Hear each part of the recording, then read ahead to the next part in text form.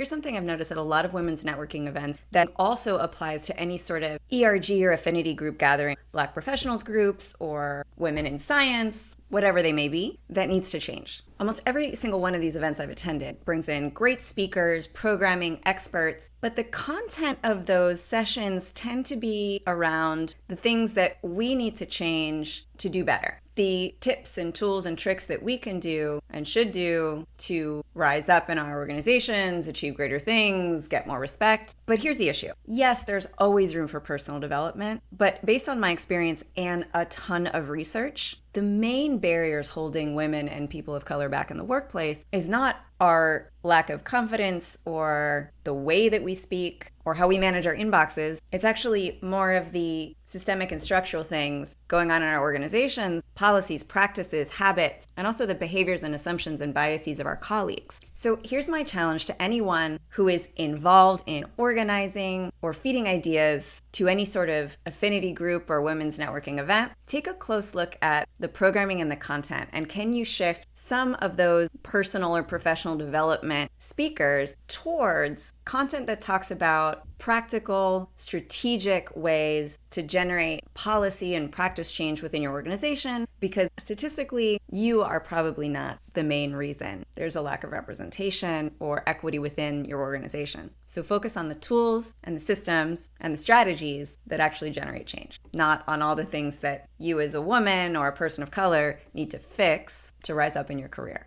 Just a little tip if you want to make these women's networking or affinity group events even more powerful.